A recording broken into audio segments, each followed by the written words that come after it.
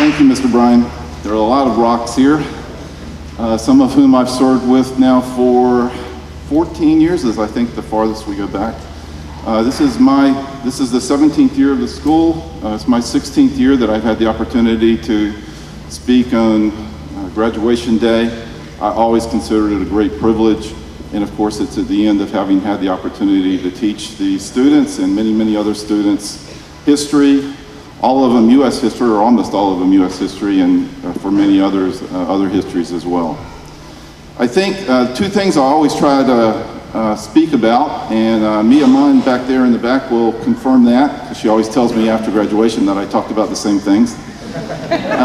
First of all, is the fact that this school does have a history now, and there are many, many, many people who've made contributions to it over the years. We would not be here without it, and just look around, this is an incredible place. For those of us who were a part of Woods at the very beginning, we never dreamed that this school would ever become anything like it's become today.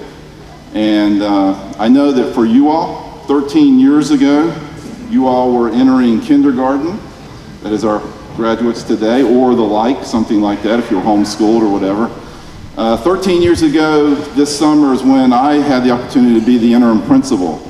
Ann Kiella in the back was my secretary. One of the first things I did was give her a raise after seeing how efficient she was. You can imagine that makes for a good working relationship. And one of the other people who was still, or who's still with us, who was present at that day is Buddy Smiley. Mr. Smiley, are you here? Would you stand? Would you stand?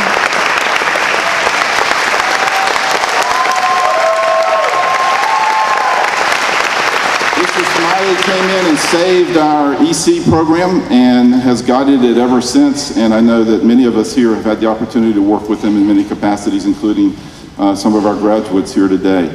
And he is moving on to other things after this year, but the 14 years of his contribution to Woods will never be forgotten, that's for sure.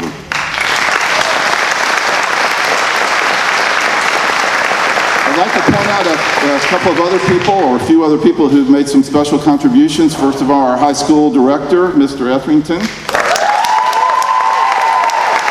is also leaving after this year because he's really itching to get back just into teaching.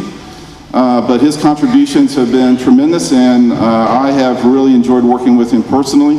And then I'd also like to ask the senior class advisors to stand. Ms. O'Brien, Ms. Ford, and Mr. Nelson, who of course worked so closely with the seniors this year and did such a great job doing that. Thank you.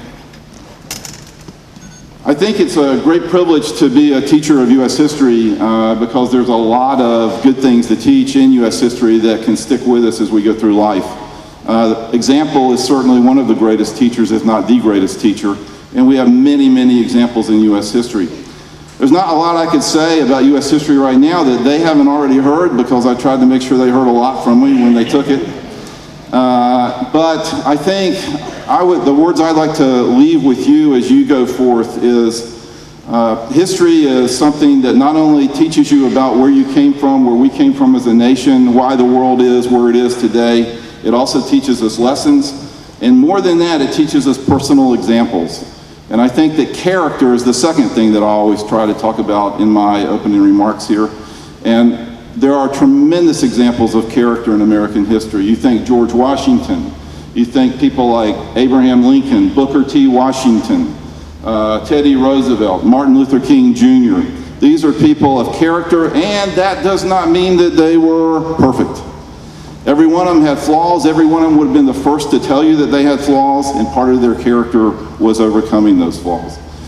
I think that if there's one thing that I can leave you with is the same thing that was most important to those people. It was not high political office, it was not fame, it was not fortune, it was the development of character in their own lives and in the lives of those whom they knew. And I hope that you will read deeply history, you'll read biographies of people, and that character will be the focus of your life as you do so.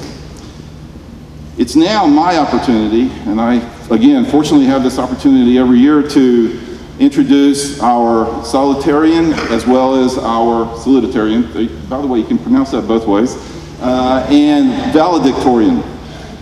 If you'll take your little guide here and open it to the next to the last page, you'll see their names, their full names, which I'm not sure all the teachers here even know. And first, our valedictorian is determined by weighted grade point average, which means that we take into account the grades that people make through their entire high school, but also the difficulty of the courses. So you factor those two together and we arrive at the person who has the highest weighted grade point average. The top two this year from a class that had many very, very excellent students, as, by the way, represented by all the great colleges they're going to be going to.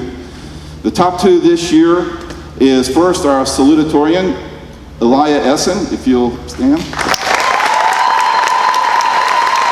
And then Martha Farrell is our valedictorian. Martha, if you would stand. And let me just say a few words about each of them. First of all, you can read their full names right there, but we know, for instance, Elizabeth as Elia, and she probably wouldn't feel comfortable if I called her anything else right now. So Elia is the first person from Woods to win a Moorhead Kane Scholarship.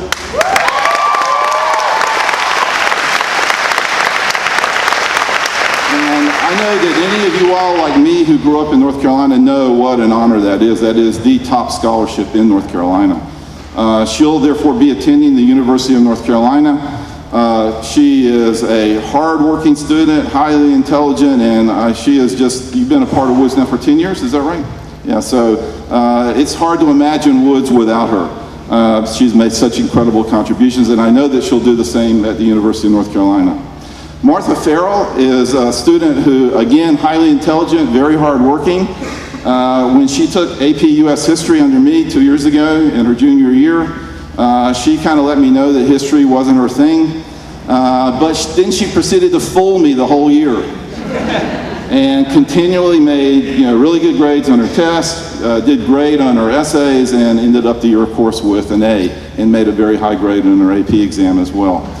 But I think what shows more than anything what a great student she is if you looked at her grades this year, and you would have noticed her final grade in AP Biology, a course that she really loves, the subject she really loves, is A+.